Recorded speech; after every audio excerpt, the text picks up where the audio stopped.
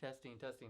Hi, welcome to Could You Not? This is a cooking show where we, every time I have written this down 5 fucking times. I have rehearsed this every single time. But for some reason, and I've done this before. This is the fourth episode of Could You Not? This is number 4, so I've done this 4 times. But for some reason, I can't get the premise in my fucking head, then out loud verbally to tell you guys what is going on.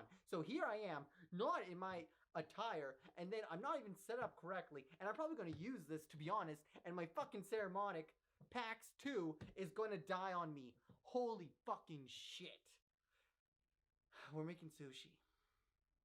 Hi, this is Could You Not, like I explained before and won't be doing again because I always fuck it up. What we're going to need is rice, vinegar, cucumbers, and sweet potato fries. Here's the funny thing, is that I fucked it up. I can't believe I fucking did that. It makes me mad. But we got avocados!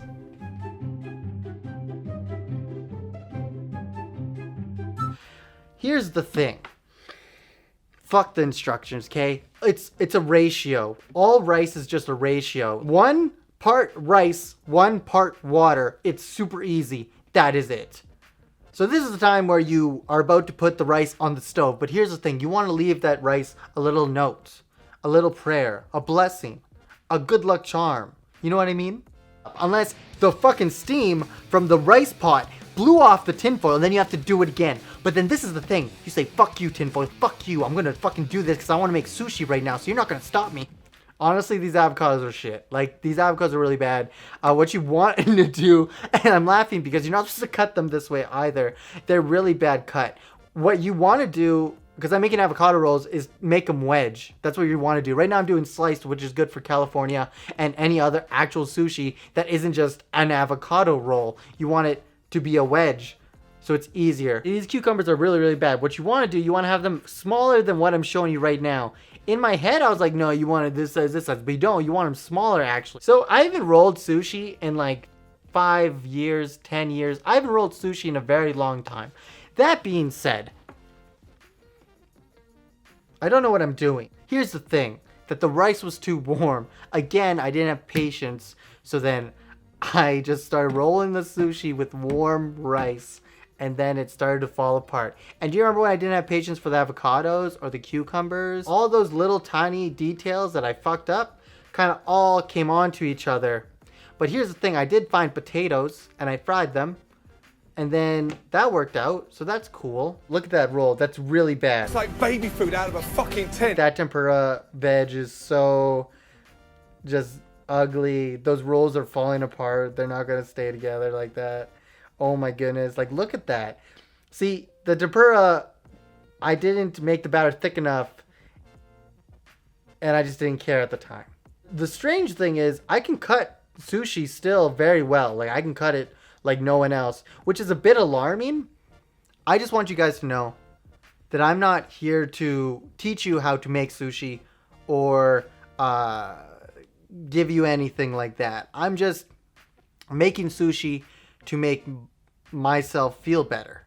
Like, this is kind of a therapeutic thing I do. Sometimes I fuck up, sometimes I don't. You know, it's just one of those things. I just like cooking on the day that I add on to my sobriety, and that's it. It's a year today, so I wanted to make sushi. Today is the longest I've been sober. 1 year is the longest I've ever been sober since I was 10. And that says a lot. So I just wanted to make sushi and try it out. I know what I did wrong. I, for one, didn't have patience. With sushi, you have to have a lot of patience, and it's very scientific. You need to have rice completely cooled, and you can't let it be warm. Otherwise, you'll see what I did, and I fucked it up. The other thing, too, is that the avocados were too ripe, so they're too mushy, and they didn't sit in the roll well enough. The big factor, though, was just I didn't have enough patience to do it. And that's what you have to have. You have to have patience, time. I made the mistake of doing this at like midnight. Just breathe.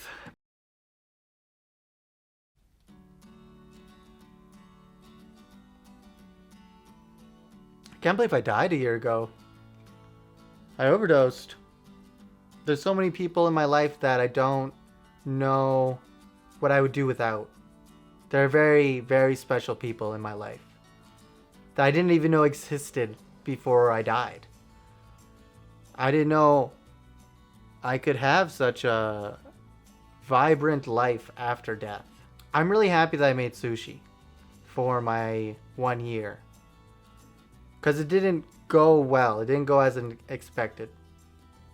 But just like a year ago, my night didn't go as expected. I didn't think I was going to die that night. I thought it was just going to be a normal relapse. I was going to do the cocaine and, yeah, feel really shitty about it tomorrow.